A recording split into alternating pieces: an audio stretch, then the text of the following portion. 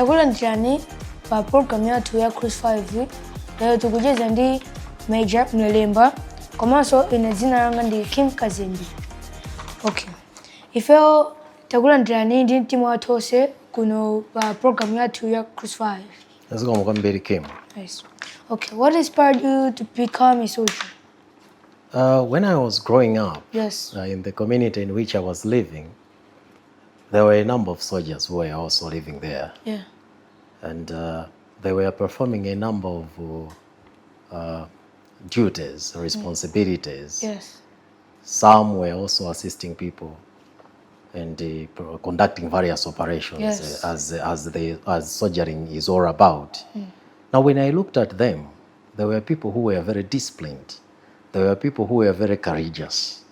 They were smart. Yes. Then I said, no, I can also do this and assist the people.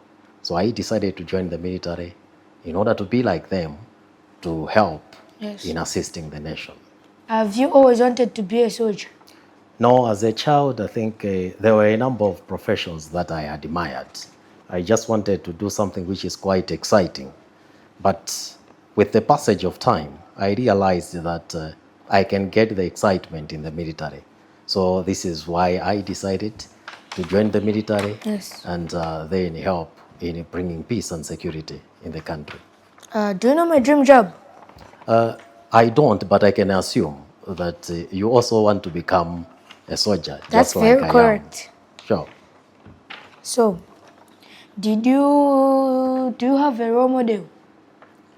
To specifically say there is one person I can point at as a role model, yes, it is not going to be correct because as I mentioned earlier on, I lived in a community where we also had soldiers who were renting houses there.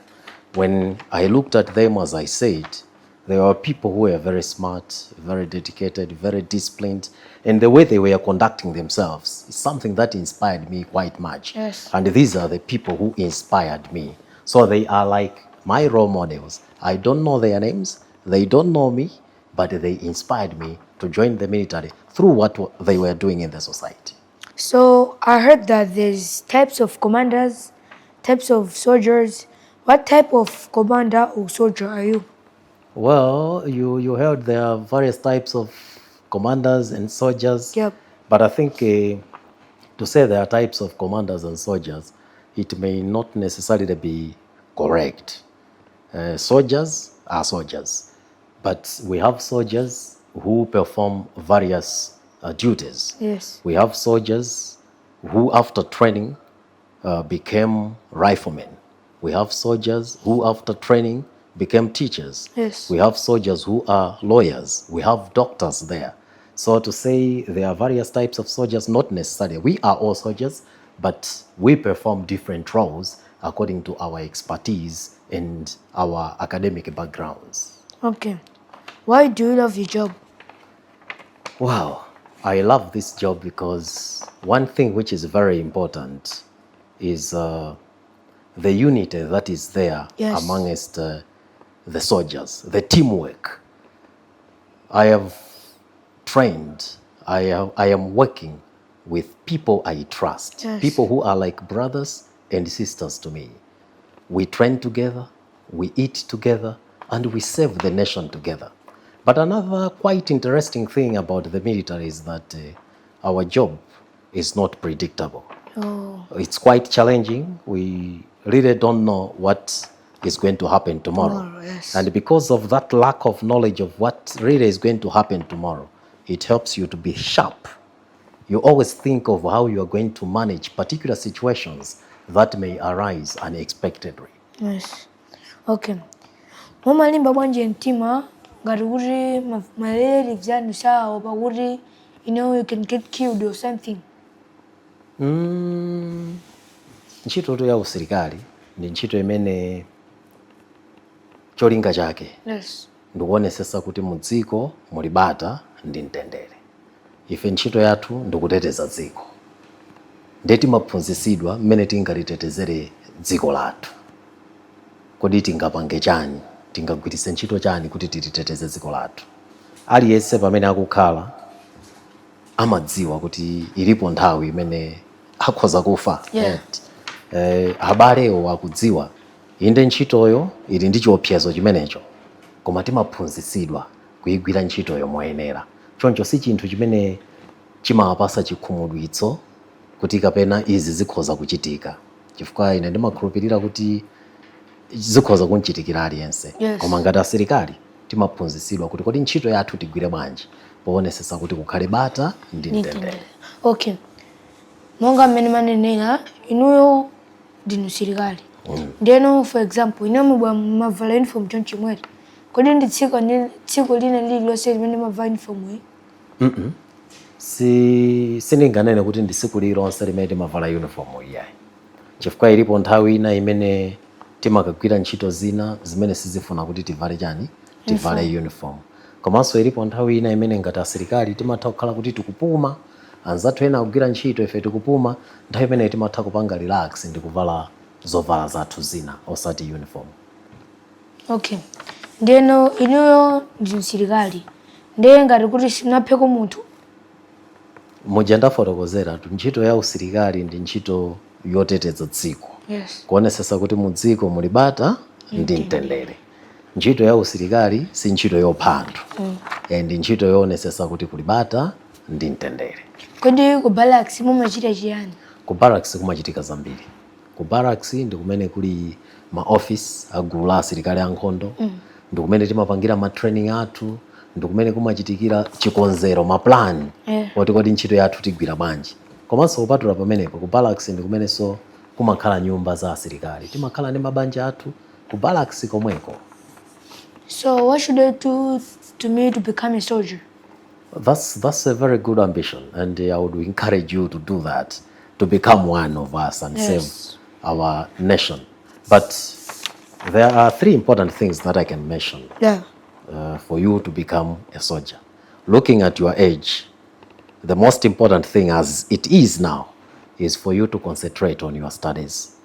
You need to make sure that you work hard in school, you perform exceptionally well, or you pass with the flying colors, okay? Because school is going to help you. It's going to be like a key that is going to open the avenues of you to get what? Employed into the Malawi Defense Force. So the first one is school. The second, make sure you remain healthy, right? Yes. Do some sports, eat well, you need to rest. Your body is like a machine, okay? So it has to be taken care of. So as you are growing up, you have to make sure that as you are working hard in school, you are also staying what? Healthy. Yes. And the last one, which is also very important, is the choices you made, or the choices you make. As a young person at your age, you need to make proper choices. The first thing is you need to look at friends you are supposed to have. Yes. You need to avoid bad friends. You need to avoid things like drinking. You need to avoid things like smoking. You need to avoid drugs. Anything that is risky, risky behaviors, these are supposed to be avoided. If you do that, you are going to see that you are growing, you are going to grow healthy, you are going to become one who will be able, or who is going to qualify. When we advertise, we want somebody who is qualifying academically, somebody who is qualifying physically, somebody who is qualifying medically. So if you do these 3 things, you are going to see that academically, you are going to be qualified because you are working hard in school. Yes. Physically, you are going to be qualified because you are staying healthy. Yes. And then medically, you are also going to be qualified because you are making good choices. You are avoiding risky behaviors. And at your age, your parents advise you, they guide you. Your teachers advise you, they guide you. And that's true. Do you know why they do this? It's because they love you. Yes. So listen to them. Do what they say. When you do that, definitely, one day you are going to become a soldier. Okay, so what's the coolest place have you ever been in Malawi or out of the country? In Malawi, I've been to various places, but I think one place that I can mention to be coolest is going to be the Democratic Republic of the Congo, where I deployed as a peacekeeper. When I deployed there, for a peacekeeping mission, I met different people, different cultures, different traditions, and even different food. Okay, we visited places that we only saw on the map, but this job took me there. Yes. Where I never dreamt of going at one time. And one very important thing which makes it coolest is the fact that I saw how people in the Democratic Republic of the Congo respected Malawian soldiers. That one inspired me, and I was very proud to be wearing this uniform because I was part of the people who were admired in the Democratic Republic of the Congo. Okay. So, for example, ndi sirikali, then mavala uniform. Yes, Kim.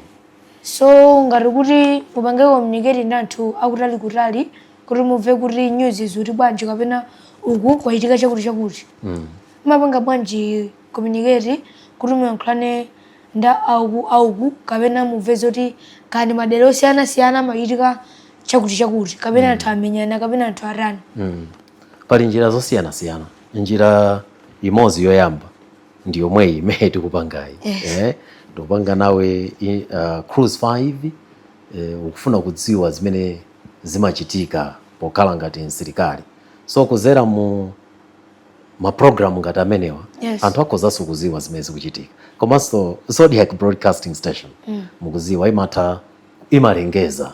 Imatha kutifunsa zimene zachitika, ikamva zinthu, amaimba kapena amatitumizira ma questionnaire ife ndikuyankha zimene zachitika. Komano porumiza musanga khai kuti achida kumuna mwake kuti arumiza message zinthu zitachitika kale.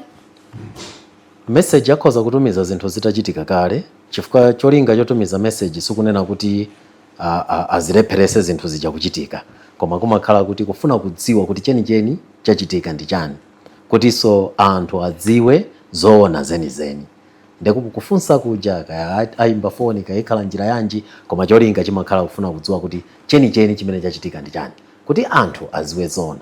Chifukwa ngati sititero ndekuti kumangomveka zinthu zosiyana. Anthu amakhala mapeto ake asokonekera. Iwe Kimu kuziwa zina, ine ndikuziwa zina. Koma tikafunsa anthu amene ali ndi udindo oziwisawo, kwafunsa kuti cheni chachitika ndi chani, ndekuti iwo aja akatiuza aliyense adziwa choona cheni chimene chachitika. So ngati Kanema timagwiritsa ntchito, ma radio timagwiritsa ntchito pofuna kuwaziwisa anthu kuti zimene zachitika ndi chani. Okay. Monga Emmanuel Mlemba muli ndi ma groups of ngati kuti anzana asilikali. Ndiye ngati muli ku training, one of your friends walawita. Mumapanga bwanji? Ngati kuti chilango chake. Chilango si chilango. Ku training sitimapasana chilango. Ku training timaphunzisana. Ndiye kuti munthu akalakwisa chimene chimayenera kuchitika ndikumuphunzisa kuti chinthu chija achipange moyenera. Koma mwina kuti mwaphwanya malamulo. Kuli njira zimene zimayikidwa pofuna kuonesesa kuti tonse tikuyendera limodzi. Chifukwa usilikali si munthu mmodzi. Usilikali ndi gulu. Ine ndine msilikali komano ndimagwira ntchito ndi anthu ena. Ndife gulu. Ndiye kuti tonse tiyendere limodzi tikuyeneranso kupanga zinthu limodzi.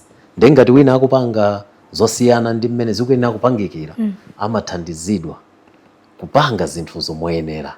Ndiye sitingachitchule kuti iye mchilango koma ndikumuthandiza munthuyo kuti apange zinthu moyenera. Muja amapangira aphunzitsi ku sukulu kuti inuyo mwalakwisa, mwalephera kupeza yankho lolondola la masamu, amati panganiso.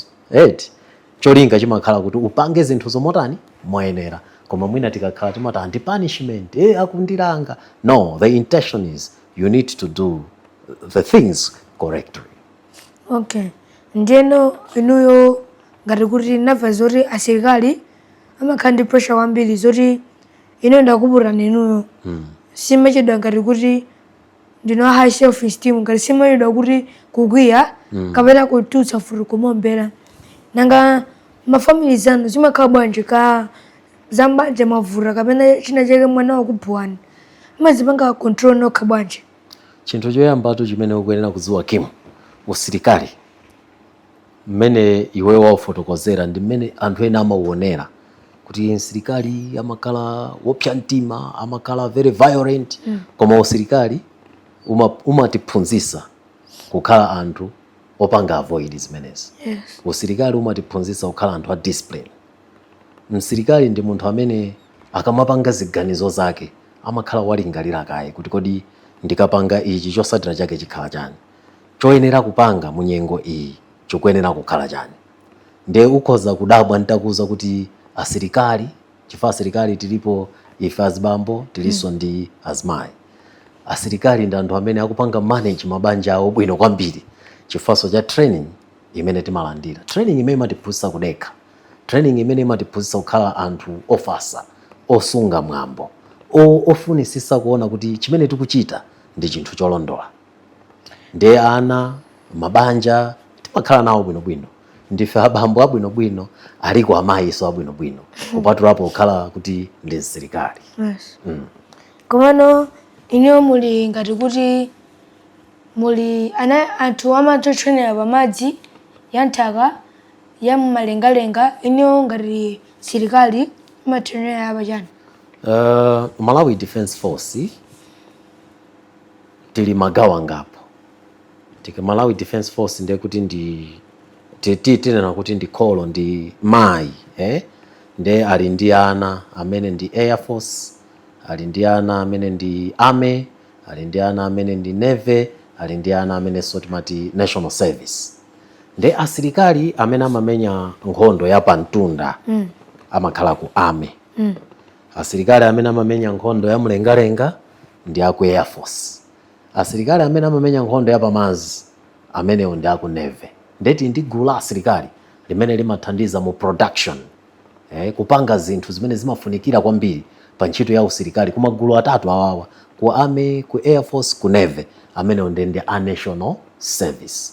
Choncho tikamaliza maphunziro athu aja oyambirira amene amati basic training, ena kapena wapanga cadets training wapanga commission, kapena basic training wapanga passing out, timatumizidwa kumalo osiyana-siyana. Mwina mupita ku Army, mupita ku Air Force, mupita ku Navy, kapena mupita ku chani? Ku National Service. Nde mukapita malo amenewo kumakhalanso maphunziro osiyana-siyana ogwirizana ndi kumalo kupena tani akutumiza. Nde kuti wa Army akuphunzira zinthu za Army, wa Air Force ndauti ena ni mapilot, ena ni matechnician, kuli osiyana-siyana amene amagwiranso ntchito zosiyana-siyana. Chimozimozi apa mazi, ena ndi anzathu amene amayendesa sitima zapamazi za nkhondo, ena amakonza sitima zimenezo, ena amamenya nkhondo eni pamazipo. So aliyense amaphunzira malingana ndi kumene yeye amutani amutumiza. Komadi ukunena zoona kuti ena alipo apa mtunda, ena alipo amlengalenga, ena alipo achani apamazi.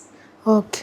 Komano ino murakhala kuti mapita ku dziko lina kuli nkhondo, nde ngati kuti malere anu masiya ku nyumba, popita nkhondo kuja matha kusayinitsa kuti ine ndikamwalira chakuti changa kandi chuma kandi chani chikapita kwa ndani wanga. Ine monga asilikali mukhoza kusayinitsa kuti chingathe kupita kwa ndani? Kim, chuma chikhoza kupita kwa ndani? Yes. Chinthu choyamba chimene ukuyenera kuchiziwa ndi choti izizi zimene ukuzinena kuti kusayinira kuti chakuti chikhoza kupita kwa ndani chakuti sizikuyenera kupangidwa chifukwa choti ndikupita ku nkhondo. Komanso sizikuyenera kupangidwa chifukwa choti ndine msilikali. Aliyense amene ali ndi udindo akuyenera kuonesesa kuti akuchita zimenezi. Chifukwa tikufa siku nkhondo kokha. Iwe unamvapo ngakhale uli mwana kuti munthu wafa akugona. Ndi ukamanyamuka kupita kokagona kuja, mwaiso toti ukhoza kumwalira ulipoto. Nde usapange kuti chifukwa choti ndikupita ku nkhondo ndikhoza kukafa. Kufa ukhoza kufa nthawi ina iliyonse. Nde ngati kuli kukonzekera ukuyenera kukonzekera nthawi ina iliyonse. Magawidwe a zinthu azatenga ndani mupange mu nthawi iliyonse amene muli ndi udindo. Komano ino mukakhala kuti muli mukupita kandi kudziko kwina pali zida zimene matha kuwera zosiyana-siyana za malengalenga zapamadzi zapanthaka, ino monga mene mukapita ku Congo munakwera chida chanji popita ku Congo? Popita ku Congo tinapita pa ndege ya Malawi. Ndege zimenezi ndingonena kuti ndege imene imakhala ya United Nations. United Nations ndamene amanena amapanga haya ndege yoti asilikali atani kwere. Ndiye ikhoza kukhala ya Malawian, ikhoza kukhala Ethiopian, kapena enanso amene akupanga operate business za ndege. Zimatenga ndi mapoint ake amene atenga kandi ku university kandi ku college kuti wakhale type ya nje asilikali. Chifukwa pali type ina makomanda, pali ma soldiers, pali mabwana amene amatha kumakutuma kuti pitani kwakuti.